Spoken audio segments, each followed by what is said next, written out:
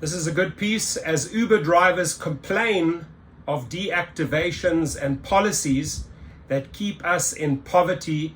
Company issues its own civil rights audit.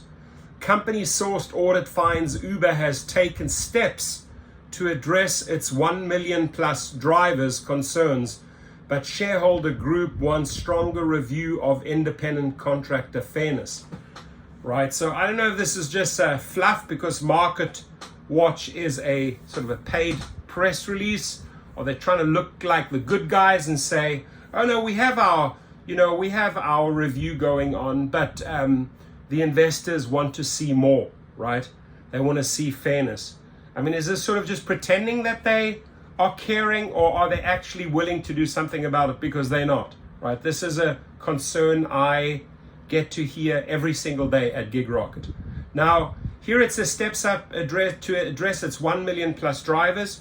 I'll show you in the next live feed that Dara said they have 5 million drivers. So that to me sounds like a very, very large discrepancy. 1 million drivers or 5 million drivers? You know, you be the judge. But let's jump in right here and I'll show you how to solve that deactivation problem at least. Let's hear the story. Where drivers complain of deactivations and policies that keep us in poverty, company issues its own civil rights audit. By Levi Sumagazi. August 4th, 2023, 6:23 p.m. Eastern Time. Uber Technologies Incorporated released its civil rights audit on Friday, an outside review it agreed to undergo last year after pressure from shareholders to mixed reactions. Shareholder groups had submitted a proposal expressing concerns about the effects of Uber's policies and practices on the civil rights of all stakeholders in the giant app-based platform, drivers, riders, employees, and communities. The groups, which withdrew the proposal after the company agreed to the audit, said some of the ride-hailing giant's policies and actions, including its misclassification of independent contractors that has been found to disproportionately affect racial minorities, seemed contradictory to the company's stated commitments to be anti-racist. Uber, like other app-based gig companies, treats its drivers and couriers as independent contractors and has fought to change labor laws around the nation and world as it tries to keep from having to classify its workers as employees. Other shareholder concerns included inadequate disclosure around sexual assaults on the platform, research that found evidence of racial discrimination in the company's pricing algorithm, a lack of diversity in Uber's leadership, and more. The shareholder group that led the push for the audit expressed optimism that it would lead to some changes, but pointed out lack of specifics in some areas. Others called attention to some glaring omissions. Tejal Patel, executive director of SOK Investment Group, which led the investor groups that pushed for the audit, on Friday called the audit just a snapshot. Patel said the audit contained some good recommendations, such as consolidating the company's equity and fairness into a team, but did not delve deeply enough into some important issues, including the effects of Uber's business model and its efforts to continue to treat its drivers as independent contractors. The issue of misclassification is an undercurrent throughout the report, Patel said. They brought up Proposition 22, the voter-approved law in California that allows gig companies to avoid classifying its drivers and couriers as employees but offers them some benefits, but there's no analysis of how these policies are affecting protected classes. She added that under the law, for example, drivers are eligible for optional occupational accident insurance, but there's no mention of cost or how many drivers have actually opted in.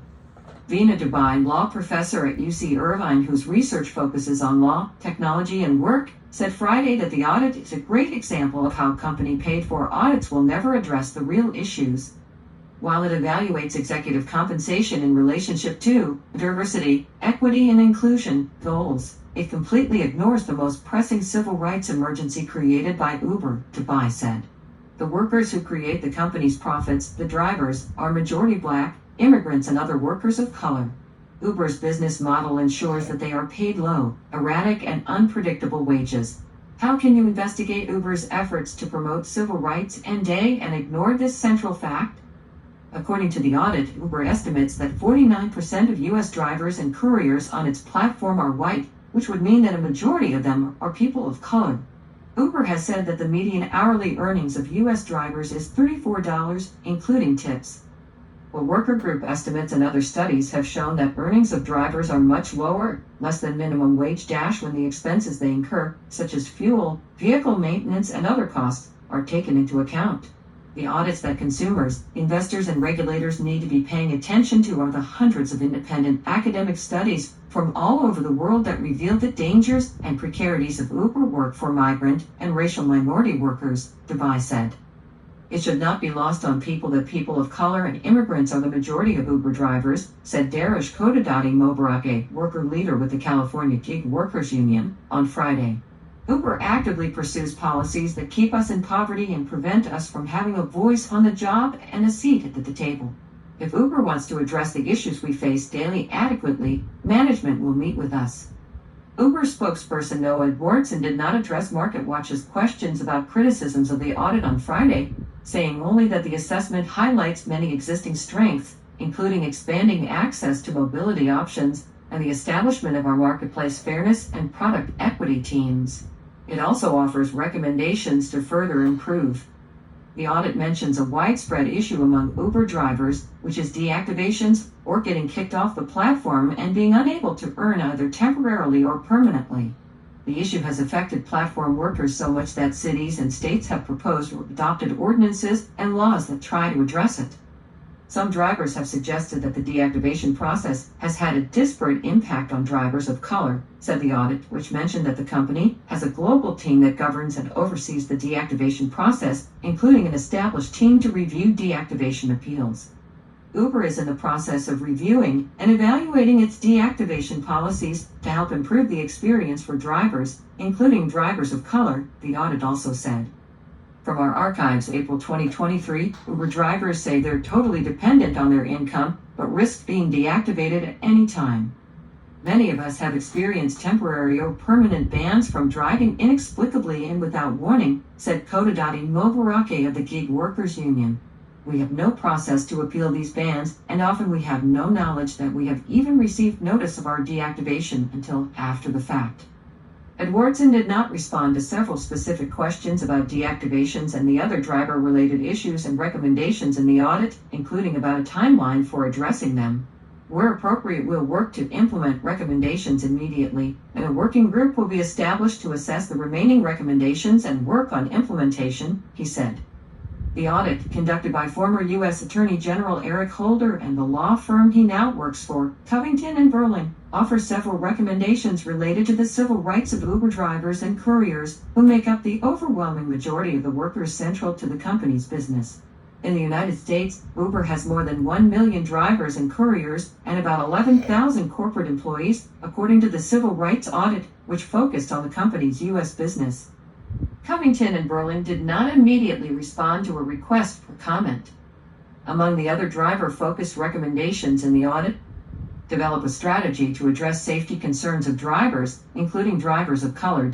Adding a member to Uber's Safety Advisory Board who is focused on platform worker health and safety.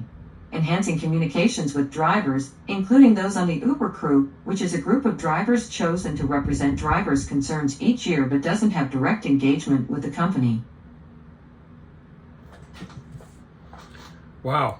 So that is quite a mouthful there. The solution is pretty simple, right? Keep the pressure up.